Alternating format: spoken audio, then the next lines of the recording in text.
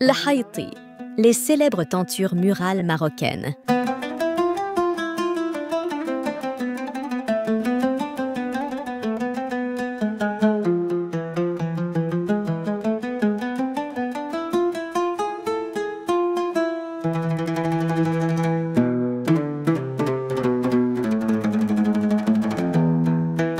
Les plus grandes œuvres de broderie d'or au Maroc sont sur ces tentures murales que vous voyez là. Ces pièces prestigieuses ornaient les maisons, les palais et étaient également utilisées lors de grandes festivités.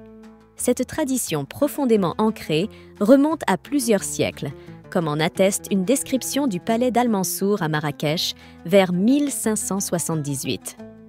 Un des secrétaires dit « Des rideaux très joliment travaillés et brodés d'or y furent faits et appelés par les Marocains Haïti. » Il y a aussi un poème célébrant également leur raffinement. Promène ton regard sur cet admirable tissu et en l'honneur de ma beauté, fais circuler la coupe ardente pour abreuver ces coteaux et ces parterres, car à quoi bon pour eux l'eau que versent les nuages.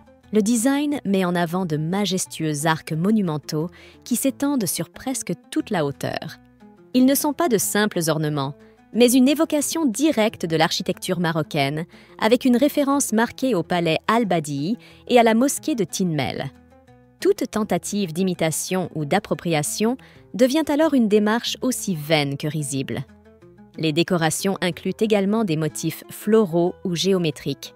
Brodés sur du velours en fil d'or ou appliqués en plusieurs couleurs, le rouge et le vert restent les plus populaires.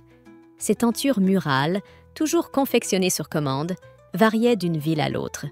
À Rabat, par exemple, elles se distinguent par des tons bleu moyen, rose vif, vert amande et jaune, souvent enrichis de galons ou de fil d'or.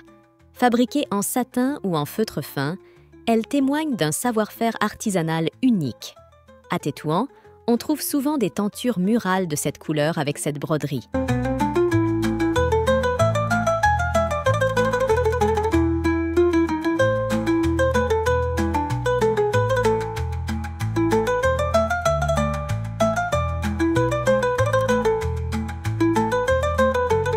Les tentures murales brodées d'or étaient réalisées en plusieurs panneaux travaillés individuellement et séparément, puis assemblés.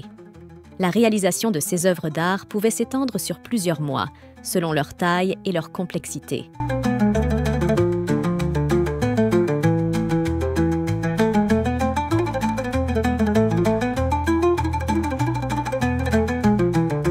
Aujourd'hui, elles attirent les collectionneurs les plus exigeants et atteignent des prix très élevés sur le marché, en raison de leur rareté et de la complexité de leur fabrication.